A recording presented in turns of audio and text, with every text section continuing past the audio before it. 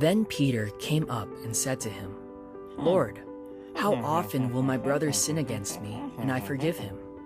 As many as 7 times?" Jesus said to him, "I do not say to you 7 times, but 77 times. Therefore, the kingdom of heaven may be compared to a king who wished to settle accounts with his servants. When he began to settle, one was brought to him who owed him 10,000 talents. And since he could not pay, his master ordered him to be sold, with his wife and children and all that he had, and payment to be made. So the servant fell on his knees, imploring him, 'Have patience with me, and I will pay you everything.' And out of pity for him, the master of that servant released him and forgave him the debt. But when that same servant went out, he found one of his fellow servants who owed him 100 denarii. And seizing him, he began to choke him, saying, 'Pay what you owe.' So his fellow servant fell down and pleaded with him, 'Have patience with me, and I will pay you.' He refused, and went and put him in prison until he should pay the debt. When his fellow servants saw what had taken place, they were greatly distressed, and they went and reported to their master all that had taken place. Then his master summoned him and said to him, 'You wicked servant, I forgave you all that debt because you pleaded with me. And should not you have had mercy on your fellow servant as I had mercy on you?' And in anger, his master delivered him to the jailers until he should pay all his debt. So also my heavenly Father will do to every one of you if you do not forgive your brother from your heart."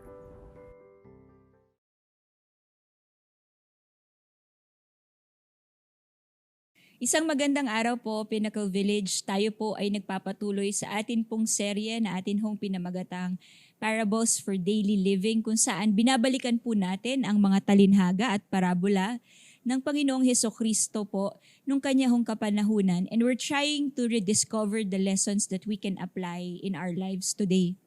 We will be taking a look at Matthew 18, a parable that many of us perhaps we are familiar with, when the Lord Jesus Christ illustrated and emphasized the importance of forgiveness. Bago ho tayo pumunta sa atin hong kwento sa araw ho na ito, gusto ko lang ho kayong tanungin ng mga tanong po na ito. Naranasan nyo na po bang masaktan?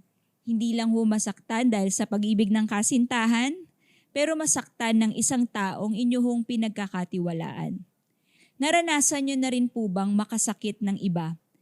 Ang masira ang tiwala ng isang taong nagtitiwala sa iyo, maaaring kapamilya, kaibigan, o pwede rin pong kahit kasama sa loob ng simbahan. Perhaps all of us who are listening right now, I myself included po, will say a big yes to these questions. As human beings and relational beings, even as followers of Jesus Christ, it is not surprising that in one way or another po, nakaranas na po tayo ng mga katulad nito. As one saying goes, sometimes people who you love the most are also the same people who can hurt you the worst. In this parable today, in Matthew 18, we will try to rediscover how Jesus is encouraging us to not only react and respond in moments where we are hurt o kahit tayo po mismo ang nagiging dahilan kung bakit ho nasaktan ng iba. It mirrors a very important lesson that the Lord wants us to carry as His community. He wants us to carry forgiveness as our currency with one another. Ang kahalagahan po ng pagpapatawad ng ating mga kapatid at pagpapatawad po ng ating mga kapwa. Many commentators would say that Matthew 18 is the fourth discourse in the Gospel of Matthew, where Matthew was specifically talking about how Jesus wants to relate with His body and the kingdom community. It is how justice in Matthew 18:7-9, an eye for an eye and a tooth for a tooth principle has to be taken with much seriousness and also to rebuke and to correct your brother as mentioned in Matthew 18:15 to 18. Whether in justice or in rebuke or correction, ang naging pagtatapos ho ng Matthew 18 ay pagpapahalaga na ang parehong bagay po na ito ay kailangang nakaugat sa isang pusong nagpapatawad. Both justice and rebuke are important, but both must be fueled by a forgiving heart. Like what Gary Inrig would say in the book The Parables, the goal of forgiveness is always to win the brother and to restore sinful people. If I may add to this po, the goal is not only to win our brother towards ourselves, but also to win that brother back to Jesus. Maybe forgiveness po ang kwento ho at aralin po ng pagpapatawad ay isang bagay na maraming beses na ho nating naranasan at napakinggan. Ngunit napakaganda ho na balikan po natin ito upang maalala po natin ang lalim at lawak din ho ng pagmamahal ng Panginoon dahil dito ho nakikita sa pagpapatawad ho niya sa atin at kung papaano niya ho tayo hinihikayat na magpatawad ng iba na atin hong maiintindihan at lalo hong matatanggap ang pag-ibig na inaalay niya ho sa bawat isa ho sa atin. The parable began with Peter asking this question in Matthew 18:21. Basahin ho natin sa Tagalog. Lumapit si Pedro at nagtanong kay Jesus, Panginoon, ilang beses ko po ba dapat patawarin ang aking kapatid na nagkakasala sa akin? 7 beses po ba? Sabi ho ng ilang mga commentator, when Peter was asking this to Jesus, he thought that he was becoming generous because during the time of Jesus and during the ancient Judaism, ang 3 beses na pagpapatawad ho sa taong nagkasala sa iyo ay pagpapakita na po ng isang forgiving spirit. Kaya akala ho ni Pedro sa kanyang pagtatanong na 7 beses na pagpapatawad, ito ho ay rurok na ng klase ng pagpapatawad na ibibigay po para sa isang taong nagkasala sa kanya. But in this parable, Jesus was not advising careless and shallow forgiveness, even if he was saying that forgiveness can never be measured. Christian love is not blind love. Sabi nga po, pag hirap ka sa pag-ibig, terrible ka rin sa pagpapatawad. Christian love is not blind love. In fact, when Jesus was talking about forgiveness and forgiving countless times, he was pertaining to a kind of forgiveness that is rooted in love, that abounds with knowledge and discernment, as mentioned in Philippians 1:9-10.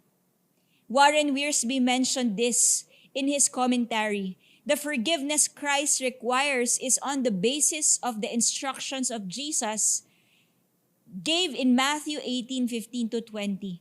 If a brother is guilty of a repeated sin, no doubt he would find strength and power to conquer that sin through the encouragement of his loving and forgiving brethren.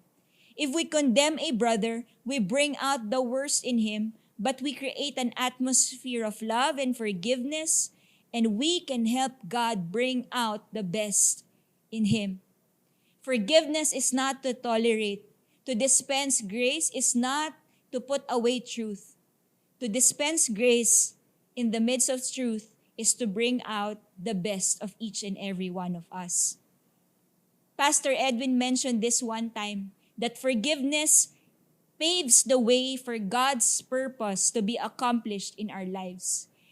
Tinuturo ho ng pagpapatawad at tinutulungan ho tayo sa pamamagitan ng pagpapatawad na mailabas ho natin ang layunin ng Panginoon sa ating mga buhay.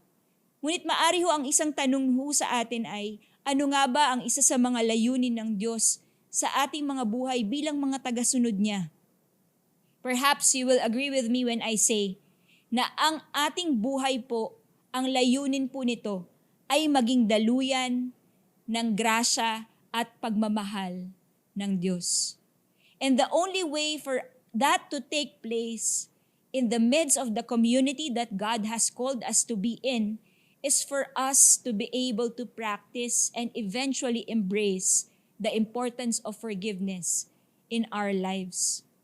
Napakagandang mga salita po nito, napakaganda pong pakinggan at balikan.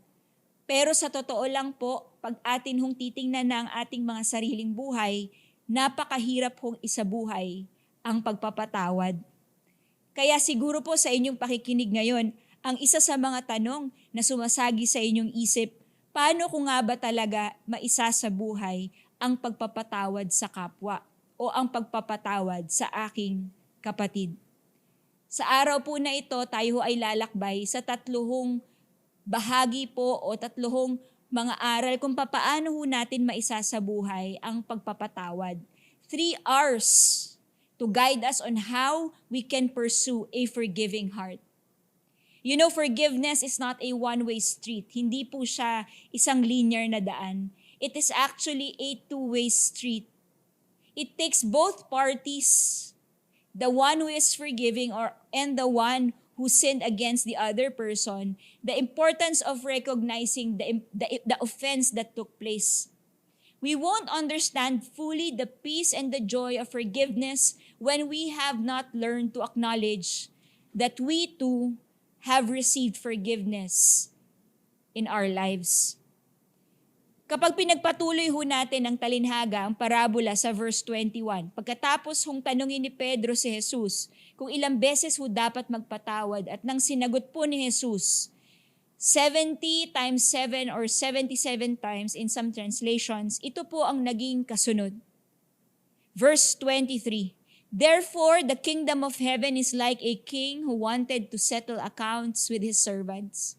As he began the settlement, a man who owed him 10,000 bags of gold was brought to him. Since he was not able to pay, the master ordered that he and his wife and his children and all that he had be sold to repay the debt. Verse 26, at this the servants fell on his knees before him. Be patient with me, he begged, and I will pay back everything. The servant's master took pity on him and canceled the debt and let him go. Isang kwento po kung saan po the master and the servant is having this conversation where the servant had a big amount of debt before the master and he was pleading for patience. When you look at this moment, this is a moment where justice has to be served. But Jesus is showing a different kind of justice that is not only based on truth, but his nature as a loving God. We saw a master who took pity on the servant, canceled the debt, and let him go. Ang pagpapatawad po ay hindi ho para makalimutan ang nagawang pagkakamali, kundi po hindi gamitin ang pagkakamaling ito para maghiganti sa iba. Ang unang pinakita at sinalamin ng unang bahagi po ng parabola ay ang klase ng pagpapatawad na gusto ni Jesus na atin pong sundan.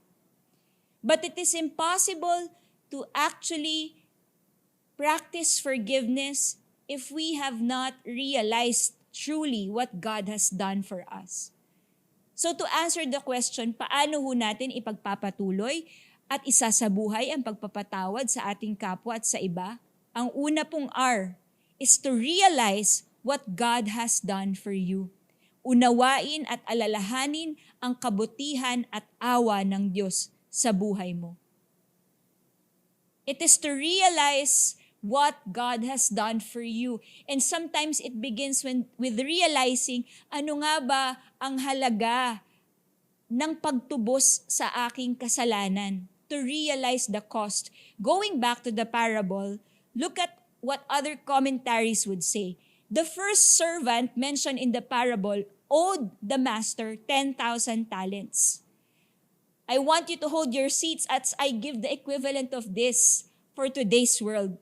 Ang isang talento ho sa panahon ni Jesus, kapag atin ho siyang inequal po or equivalent to today's money, it's $600,000 per talent. Yung 10,000 po na talents na naging pagkukulang ho nung alipin is $6 billion o sa Pilipino o sa Pilipinas is equivalent to 340 billion pesos. Kaya't maiintindihan po natin na ang dahilan kung bakit ang unang naging hatol ng master po ng pinuno po ay para ibigay bilang alipin maging ang mga kamag-anak, asawa at anak ng unang alipin. But when he asked for patience and pleaded before the master, because of the master's love and grace, as we know, this portion of the parable mirrors how Jesus and how God Himself forgives us, how He has first forgiven us through the cross. We do not only realize the cause, but we also realize the unconditional love and grace of God, that it is beyond our comprehension. Hindi po natin siya kayang maintindihan dahil ang atin hong kaunawaan ng pag-ibig at awa ho ay limitado. We learn to understand and appreciate the depth of God's love and forgiveness for us. The cost of that is Romans 5:8. Ito po ang naging halaga ng ginawa ho ng Diyos para sa atin. Ngunit pinatunayan ng Diyos ang kanyang pag-ibig sa atin nang mamatay si Kristo para sa atin noong tayo'y makasalanan pa. It's not even hard work that will make us pay for the debt. It's not even good works. It took the life of the only Son, the heir of all the riches and glory of heaven and earth, to die for our sins and to pay the price unconditionally. Efeso 2:8, sapagkat dahil sa kagandahang loob ng Diyos kayo ay naligtas sa pamamagitan ng pananampalataya at ito'y kaloob ng Diyos at hindi mula sa inyong sarili. The cost that Jesus had to pay on the cross to forgive you, to forgive me, and to give me a new life is not because of who we are. Sabi nga po ng isang manunulat, ang pagpapatawad ay hindi nakabase sa katayuan at kalikasan ng taong pinatatawad, kundi ito ay nagmumula sa kalikasan at pag-uugali ng taong nagpapatawad sa kanya. We receive grace not because we did good works. The debtor, ang nagkulang po, ang alipin po ay pinatawad hindi ho dahil gumawa siya ng mabuti. Nagkasala nga ho siya sa harapan ho ng pinuno. Pero pinatawad ho siya dahil ang pinuno ho ay puno ng pag-ibig at awa at puno rin ng katotohanan.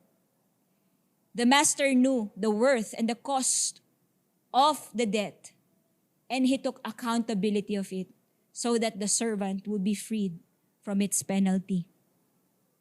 But when you look at the story and this parable, pag pinagpatuloy po natin ang kwento po ng talinhagang ito, hindi po natapos. In fact, this is actually a very tragic parable because after pong mapatawad ang unang alipin, paglabas niya ho sa pinto, ay nakasalubong ho niya ang isa hong alipin din na nagkulang at nagkasala sa kanya. Let's continue reading Matthew 18:28. But when the servant went out, he found one of his fellow servants who owed him 100 silver coins. He grabbed him, began to choke him. "Pay back what you owe me," he demanded. His fellow servant fell to his knees and begged, "Be patient with me, and I will pay back." Verse 30, but he refused. Instead, he went off and had the man thrown into the prison until he could pay the debt. The question here, after listening to this, paanong nagawa ng isang taong pinatawad ang hindi magpatawad ng iba? Paanong nagawa ng isang taong nakatanggap ng awa ang hindi magbigay awa sa iba? Paanong ang pagpapatawad para sa iba ay optional pagdating ho sa atin na talaga namang hong nakatanggap ng isang awa po na hindi po masukat ng kahit ano pa man sa daigdig ho na ito. The question is, why aren't we able to dispense grace? Because the truth is po, we are not able to dispense grace if we have not first acknowledged that grace is given to us. As Pastor Dave mentioned before, Grace given, give grace. Ang isa sa dahilan po kung bakit hindi po nakita ng alipin po, ng unang alipin, na ito'y pangangailangan ding ipasa ho niya sa iba sapagkat sa totoo lang po, he saw that as a way to get out of the situation and not to receive the grace that is given by the Master. Kaya po Doug Newton in his book Fresh Eyes on Jesus Parables, Discovering New Insights in Familiar Passages, mentioned very important insights na bakit po ba tayong mga tao kahit na sa totoo lang po, kung tayo'y magiging totoo sa ating mga sarili, punong-puno ho ng pagpapala at grasya ang Diyos sa ating mga buhay. Paminsan ay dahil ang mga excuse po natin is when we start to compare ourselves to other people. The first excuse that we usually use, sabi nga po ni Doug Newton, hindi masyadong nasabi sa parable. Ano bang dahilan nung unang servant, the first servant? But maybe looking now, you realize in our life today, that we also do excuses why we are not able to dispense or give forgiveness to other people. The first excuse we usually use, ito po, the difference excuse. Nagpapasalamat ako sa napatawad na ang aking mga kasalanan at pagkukulang, pero ang pagkukulang niya at kasalanan niya ay iba mula sa akin. I'm grateful that my debt was forgiven, but his debt differs from mine. Magkaiba kami. So hindi ibig sabihin na napatawad ako, mapapatawad din siya. Isa pa pong excuse, the obligation excuse. Don't get me wrong, I'm so relieved to have my debt canceled. But just because the master was obliged to cancel mine does not oblige me to cancel other people's debts. Pag pinakikinggan ko itong dalawang excuse na to, I had that excuse growing up. Growing up in a broken family, I have shared this several times. This is the story that our family embraced fully because of the grace of God. Na ito po isang bagay na ngayon nakikita po namin bahagi ng kwento ng Diyos sa amin para lalong lumabas ang kwento ng grasya po niya. Naalala ko po, ilang taon ho bago ko napatawad ang aking mga magulang. Ang isa sa mga dahilan kung bakit hindi ko agad pinili ang pagpapatawad dahil nasaktan po nila ako bilang anak, ay ang dahilan ko po, ako ang anak, sila ang magulang. Bakit ko sila patatawarin? Sila ang may obligasyon na patawarin at ibigay sa akin ang buhay na para sa akin. And maybe you're listening right now, you belong in a kind of family such as that. You belong in a relationship such as that you feel you are the bigger person or you feel that you have to be the receiver of the grace. But at the end of the day, it's not an excuse po. To be able to forgive is not to count or to compare. Ang ikatlo po na madalas din natin naiisip kapag hindi natin pinipili, una agad ang pagpapatawad is the I'm only human excuse. I shouldn't have come down so strongly on that guy. Maybe I even should have let him off the hook. Pero tao lang ako I'm only human. There is truth to this. Meron katotohanan na ang tao ay limitado. Hindi po natin maarok at mayakap ang lawak ng pagmamahal ng Diyos. Pero hindi din po ito ginagamit upang maging daan for us to get off the hook, to excuse ourselves because of what we did. Because the reason is that the new life that God has given us is inviting us to take the other way, which is to be empowered by Him and Him alone. Napakahalaga po na maalala kung bakit at kung papaano tayo pinatawad ng Diyos. To realize first what God has done for us. To realize first what the Master did for us. The cost that He had to pay. And also to realize at the end of the day po, we will not be able to dispense grace if we have not received grace. Kung hindi po natin nakikita na tayo ay nagkulang at nagkasala at kailangan din natin ng kapatawaran. The first R, realize what God has done for you. Alalahanin ang kabutihan at awa ng Diyos sa buhay mo. Ikalawa po, release, unforgiveness. There's no direct translation in Tagalog, but I like this translation. Palayain ang puot. Timothy Keller said, unless you forgive the person who wronged you, you won't seek justice. You'll seek vengeance, as he mentioned in one of his interviews. Para maranasan ho natin ang tunay na hustisya sa isang bagay ho na ating naranasan, to really experience justice, we have to learn to forgive. Dahil kapag ho ang puso ng tao ay para maghanap lang ho ng hustisya at wala ho sa kanyang pusong magpatawad, ang nanaisin lang po niya ay hustisyang matatanggap matapos ho ang paghihiganti. That's why it's important for us to release unforgiveness, because at the end of the day po, we will only receive justice when we embrace forgiveness. How do we do that? Here are some specific steps that we can take.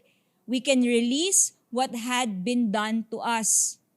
The only way that we can release what had been done towards us is when first we realize what God has done for us. That's why number 1 is very important po. Because number 1 brings us to a place of humility. Kapag nakita ho natin at tinanggap po natin na tayo ay nagkamali, na tayo ay may pagkukulang, at hindi ho tayo karapat-dapat sa awa ng Diyos, napakahirap din po itong gawin ho sa iba. Look at this. The second servant only owed 3 months of work compared to the first servant who owed the master 200 years of work. The first servant forgot to remember the grace he received from the master. He saw the second servant's fault and debt to be separate from the first one. Pero dito po natin makikita na hindi po mangyayari ang tunay na kapatawaran kung hindi po natin yayakapin at aalalahanin na tayo ho ay pinatawad din. Hindi lang ho natin siguro dapat alalahanin ang mga pagkakataon na pinatawad po tayo ng Diyos, pero alalahanin din ho natin yung mga pagkakataon na tayo po ay pinatawad ng ating kapwa. Bilang mga bata, marami po siguro sa atin dito growing up, we have done countless failures and mistakes towards our parents, and sometimes we forget that they're also imperfect and they also need our forgiveness. Because even if we are stubborn, kahit makukulit po tayo, ilang beses din ho tayong pinatawad ng ating mga magulang. Kahit na hindi po perpekto ang ating mga kaibigan, maaring sa ating relasyon sa kanila ay maraming beses din ho nila tayong pinatawad. So we are able to release what had been done to us if we do not forget and we always remember the forgiveness that we also received. The second one po, on how we can release our unforgiveness is to release the need to get even. Timothy Keller calls this the conditional grace, the little grace or the cheap grace where you say, I will forgive you if, I will forgive you unless, patatawarin lang kita kung ito ang gagawin mo. Lumuhod ka sa mga asin. Ibigay mo sa akin ang bituin at ang buwan. We try to make our grace conditional. But Andy Stanley mentioned this beautiful definition of forgiveness. Forgiveness is canceling one's debts. It begins by identifying specifically what was taken and deciding that person doesn't owe me anymore. It's not a feeling, it's a decision. Sometimes you don't feel like forgiving, but forgiveness is a decision. It's not waiting to be paid back on what was taken from you. Di ba po minsan hindi nga lang po ito kapag nagkamali sa'yo yung iba. Pero sa atin ho mga Pilipino, lagi natin naririnig yung utang na loob.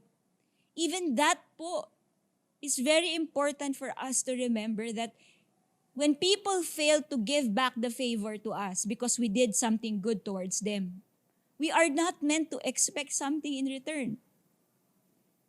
To be able to release and prevent unforgiveness is we have to understand that there is no conditions needed. There's no need to pay back. There's no need to get even. The master canceled the debt But it doesn't mean that he did not understand the cause of the debt. Naintindihan po niya ang laki ng kailangan hong bayaran. Pero kesa ipasa ho niya ito, doon ho sa unang alipin, ito ho ay kanya hong kinarga. As what Jesus did to us in the Calvary.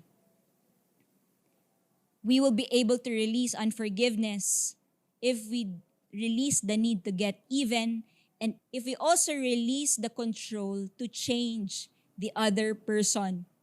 I remember this po nung bata po ako, I heard this from a mentor. The first step to resolve a conflict is to admit that there's only one person who you can control.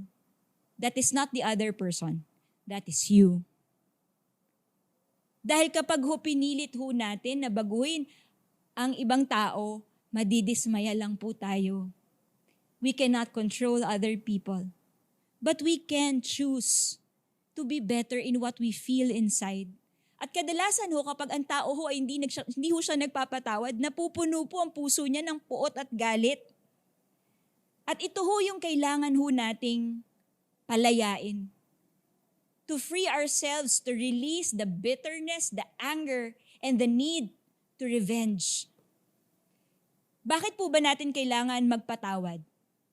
Ito po ang sagot ni John Mark Comer. Bitterness at first feels like an armor, but as it spreads, it decays the soul. Ang pag-ibig po, ang puot po sa puso sa una, akala mo kalakasan siya, pero sa totoo lang po, sa Tagalog, kakainin ka niya ng buhay. Reader's Digest mentioned the story of Stephen McDonald. When he was young police officer in 1986, he was shot by a teenager in New York Central Park. An incident left him paralyzed. I forgave the shooter because I believe the only thing worse than receiving a bullet in my spine would have been to nurture revenge in my heart. Kapag tayo ho ay nanatili sa kapuotan, kapag po patuloy ho tayong sumandal sa puot at galit, that is going to be our first killer. That's why forgiveness is the beginning of healing. Ang magpatawad ho ay simula ng paggaling ng ating mga puso. Pag pinili ho natin ang kapuotan, masisira po ang atin hong relasyon sa Diyos. Pag pinili po natin ang puot, masisira po ang ating relasyon sa atin hong kapwa. Pag pinili po natin ang puot, ay masisira po ang atin hong kinabukasan. We are depriving ourselves to experience the joy and the blessings of God in our lives if we dwell on bitterness. Erwin McManus said it beautifully, there's no way you can ever live a genuine relationship of intimacy without risking being hurt. And so what bitterness does is it hardens your heart and it makes us feel as if we have the power not to be hurt. What it does actually is it eliminates our ability to experience love. You think, oh, bitterness is going to lock out all the pain. No. What bitterness does, it locks up all the joy. Ephesians 4:31-32, napakagandang paalala po. Kapag tayo ho ay may sama ng loob at puot at galit, alisin na ninyo ang lahat ng sama ng loob at puot at galit at huwag na kayong mambubulyaw, manlalait at mananakit ng damdamin ng kapwa. Sa halip, maging mabait kayo at maunawain at maawain. Magpatawad kayo sa isa't isa tulad ng pagpapatawad sa inyo ng Diyos dahil kay Kristo. Napakagandang paalala po na kapag tayo ay nakakaranas ng puot, hindi ho mabilis mawala ang galit, pero dapat ho nating piliin na maalis ho siya sa ating mga puso sa tulong ho ng Panginoon. Pag pinagpatuloy ho natin ang kwento ho, ang parabola po, ang talinhaga ni Jesus, hindi lang naman po direkta ang paghiganti. Minsan po, we're not dwelling on the bitterness internally, but actually we are dwelling because we're talking behind the other person's back. Ephesians 4 reminds us na tama na po ang panlalayat at paninira at pananakit. We are called to be good Samaritans. Tama na po ang kampihan culture. Tingnan niyo po kung paano tumugon ng ibang mga alipin nung nakita po nila na yung unang alipin po ay hindi pinatawad ang ikalawang alipin. When the other servants saw what had happened, they were outraged and went and told their master everything that had happened. Hindi po nila sinabi sa isa't isa, nakakampihan ko yung pangalawang alipin, tapos resbakan natin yung unang alipin. Dahil friends kami at mare kami at pare kami nung ikalawang alipin, dahil unfair ang ginawa sa kaibigan ko, tutulungan ko siyang maghigante. Parang teleserye po, di ba? What the other servants did were so remarkable as well that when they saw it happen, they went directly to the master. They asked help from the master because it's beyond their control.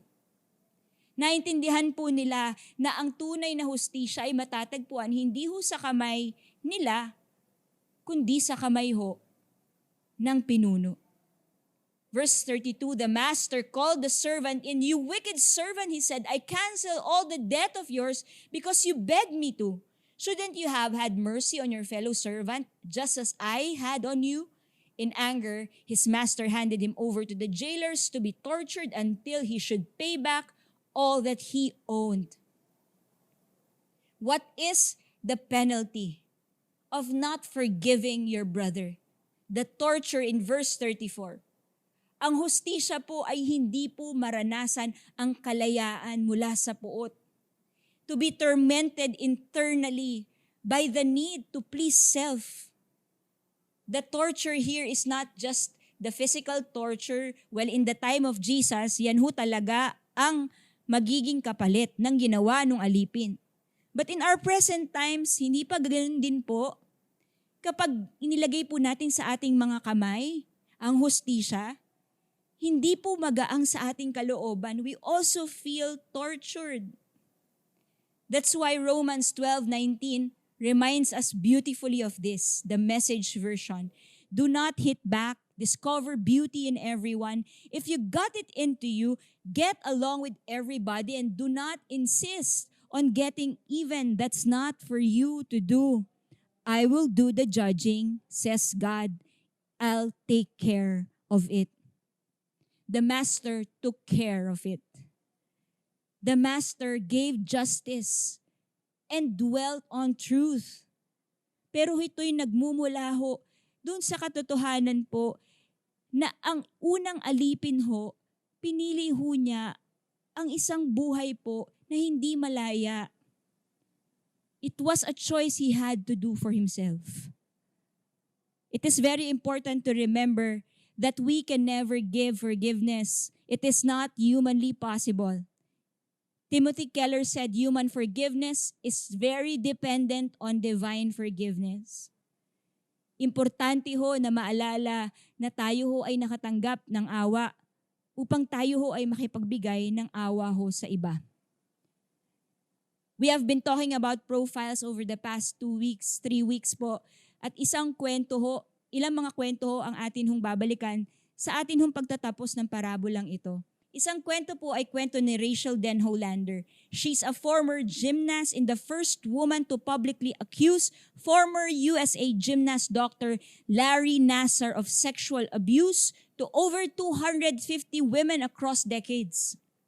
And in 2018, more than 150 girls, including Denhollander, stepped up to the microphone of Nassar's Michigan courtroom to share the stories of sexual mistreatment at the hands of the former doctor. Pag tiningnan niyo po ang ginawa ho ni Dr. Larry Nassar, wala hong kapatawaran. It could have been an equivalent of that 10,000 talents of the first servant. And all of these women, including Rachel Denhollander, have the right and the proof to say, I am not obliged to forgive this man. But because Rachel Denhollander is a follower of Christ, nung siya po ay nagsalita at nagtestify ho sa loob ng courtroom, ang naging sandigan ho ng kanyang patotoo ay hindi lang ho ang ginawa ni Larry Nassar sa kanya, kundi po ang natanggap niya rin hong kapatawaran bilang mananampalataya. And so she ended her testimony against Larry Nassar this way: I pray that you experience the soul-crushing weight of guilt so you may someday experience true repentance and true forgiveness from God, which you need far more than forgiveness from me, though I extend that to you as well. To forgive is not to put away or forget what was done. To forgive is to understand that repentance is needed and justice is not from our hands but only from the hands of the true loving God. The true forgiveness doesn't torture us, but it actually is meant to give us freedom. Ito ho ang naging panalangin ni Rachel Denhollander to Larry Nassar. A kind of forgiveness that is not dependent on her own, but she's able to give only because of the forgiveness that she also received from the Lord. Ikalawa ho, na paalala sa atin, to release unforgiveness. The third is to restore love. The kingdom of God is all about restoration. We are called to demonstrate God's desire for harmony in the way that we live.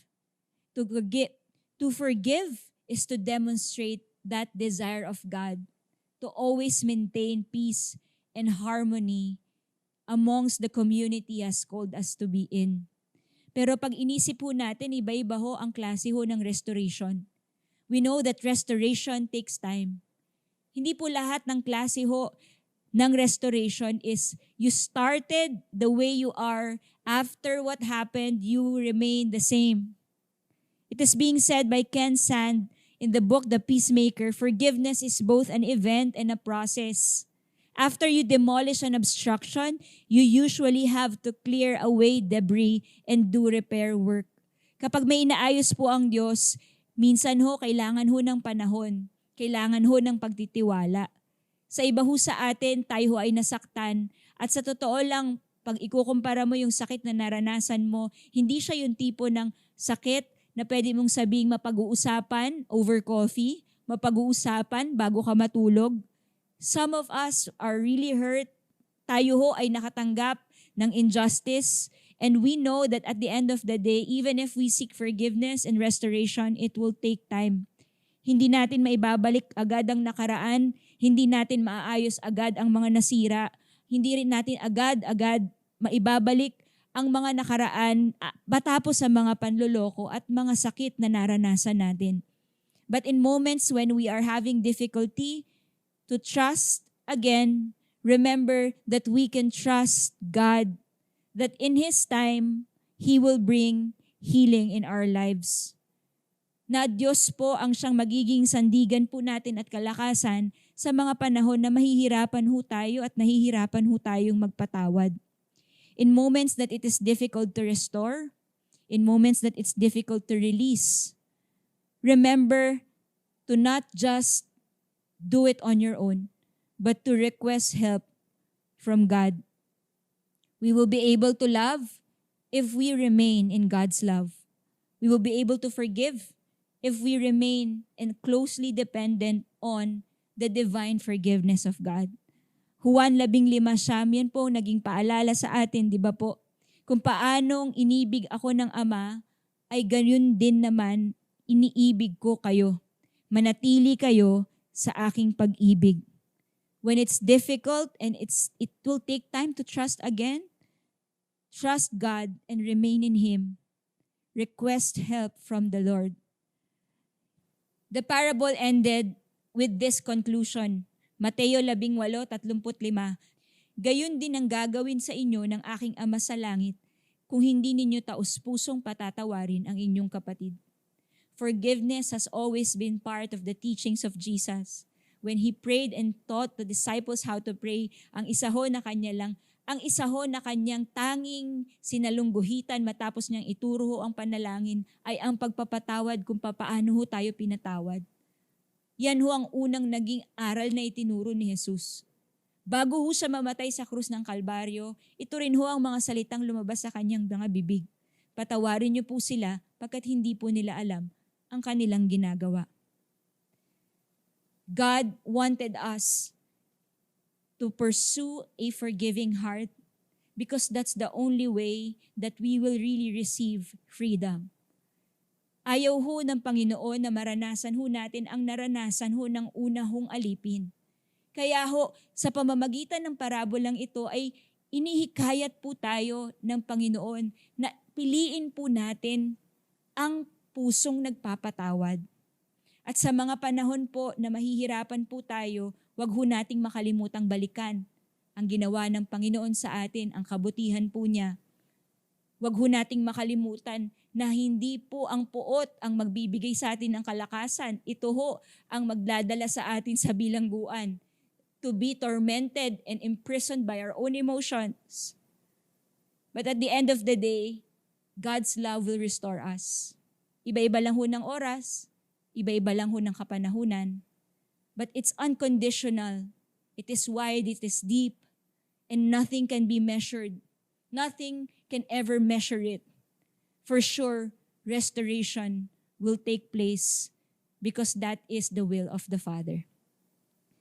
Before we end, this is a story po that we've heard many times already, but it's just so nice to remember not only kung papaano ho nagkaroon ng restoration.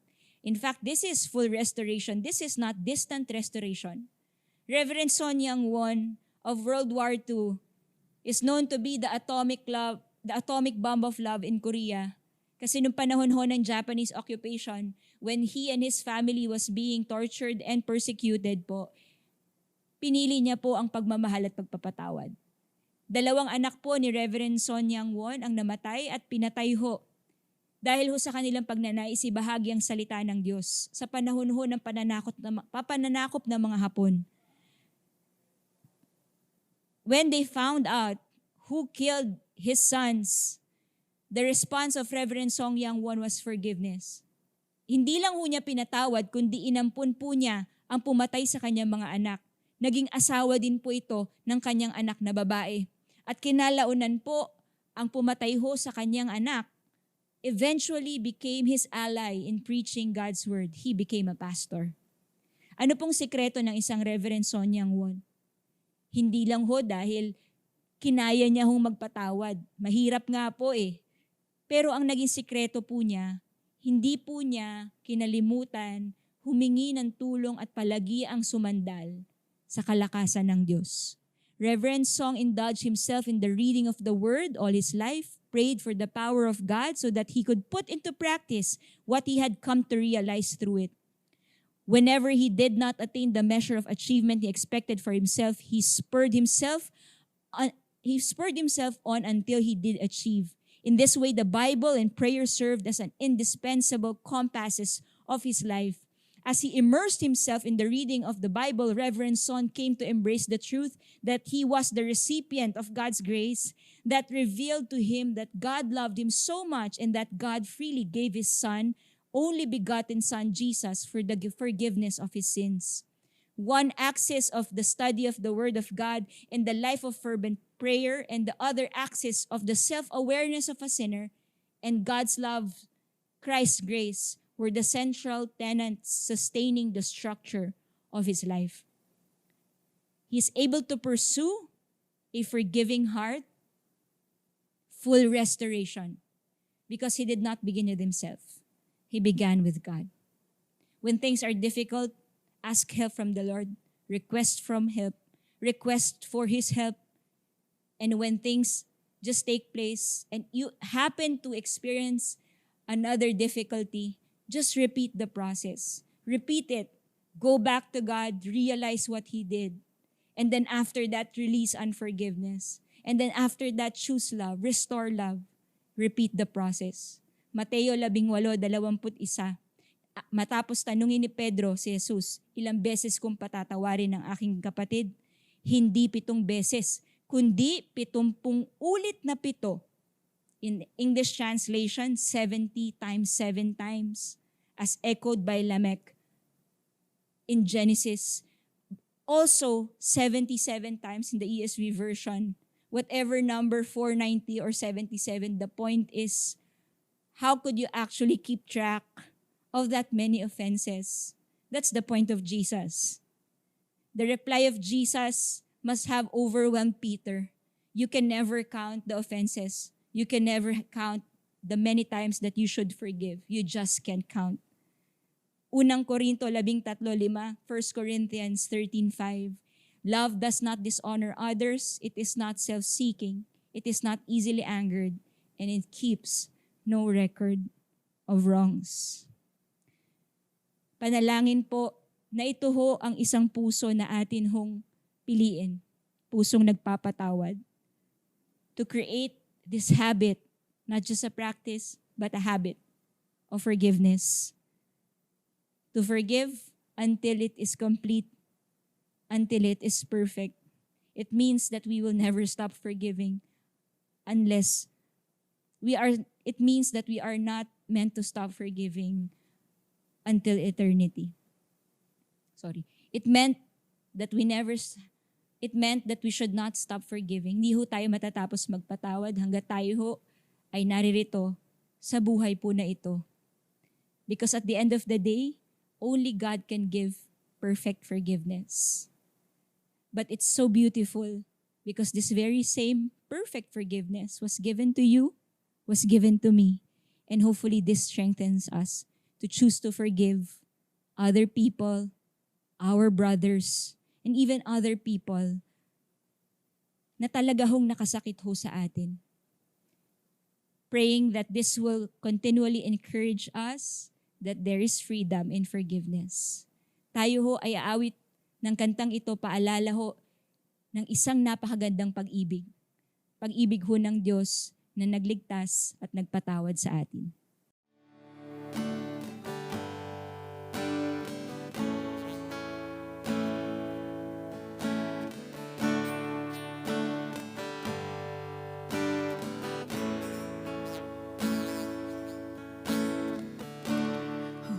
Forgiven because you were forsaken. I'm accepted.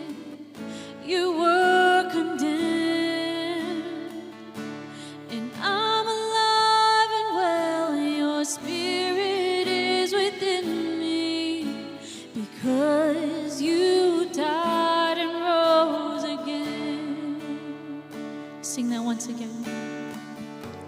Oh, I'm forgiven because you were forsaken.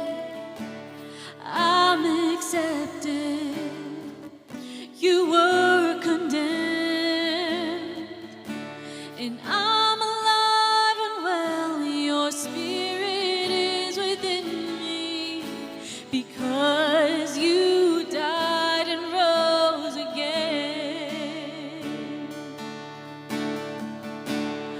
Amazing love, how can it be that you, my King, would die for me? Oh, amazing love, I know it's true.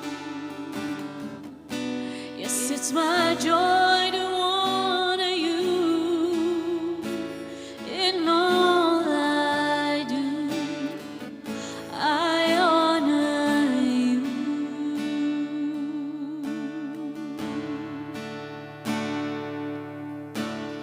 You are my King. You are my King. Jesus, you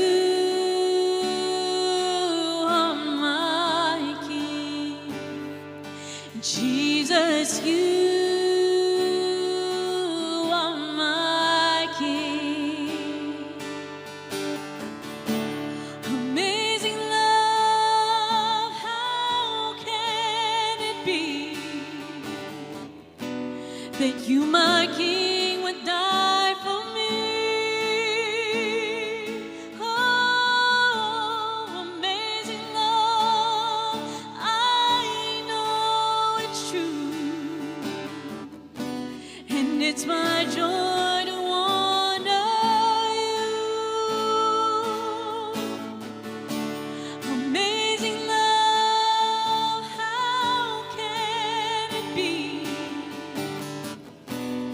You, my King, would die for me. Lord, amazing love, I know it's true, and it's my joy to honor you in all I do. I honor you in all I do. I honor you in all I do. I honor you. Let's just come before the Lord in prayer. Tayo po ay manalangin. Our Father in heaven, we are so humbled by today's parable. Kami po ay nagpapakumbaba sa inyong paanan at puno rin ho ang aming mga puso ng pagpapasalamat dahil Panginoon, hindi namin masukat ang pagmamahal ninyo na kayo po ay nagpatawad sa amin sa aming mga pagkakasala. The cost of paying for our sins, even if Jesus Christ Himself was pure and innocent, not worthy to take account, not worthy to be accountable for what we did. So we begin by thanking you, Lord, for what you have done. So we begin by thanking you, Lord, with what you have done and what you are still doing in our midst, because sa totoo lang ho, we are still tempted. We at times still sin against you. And we are just so sorry for moments, Panginoon, na nasasaktan namin kayo. Sa mga panahon, aming Ama, na nakakalimutan namin, aming Ama, ang ginawa ninyo para sa amin. At Panginoon, dinadalangin din, Panginoon, as we continually embrace this truth, matuto din ho kaming patuloy na magpatawad sa aming kapwa, lalo sa aming mga kapatid, sa mga tao na minsan di namin inaasahang makakasakit sa amin. Pero Panginoon, because we are all limited, O God, teach us to dispense the grace that we have first received, O Lord, from you. Panginoon, dinadalangin ang bawat relasyon, ang bawat pamilya, ang bawat pagkakaibigan, maging Panginoon ang iglesia, Panginoon. Na patuloy namin piliin, Panginoon, ang lakbaying ito na pinakita ho sa amin ni Jesus. Ang kahalagahan po ng pagpapatawad at patuloy na pagsandal, Panginoon, sa kapatawarang ipinagkaloob niyo sa amin.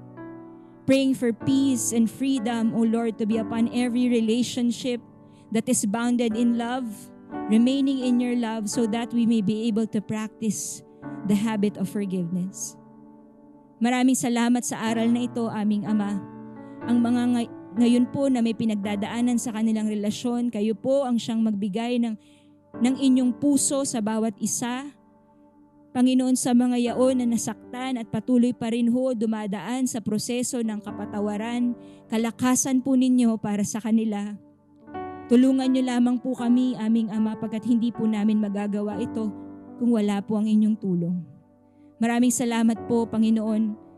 We are just truly grateful for what you have done to us. We pray that we will have the courage to release unforgiveness in our life and to always choose and to restore love as the language, O Lord God, of every relationship that we have. Maraming salamat po sa araw na ito at sa aming mga kaloob at maging aming mga alay ng pagmamahal sa inyo sa pamamagitan ng aming mga ikapo, ikaw ang patuloy na masamba at madakila. Maraming salamat po. Ibinabalik po ang lahat ng ito ng may paggalang, pagmamahal at pagpapakumbaba sa matamis at banal na pangalan ni Jesus na aming Diyos at tagapagligtas. Amen at amen.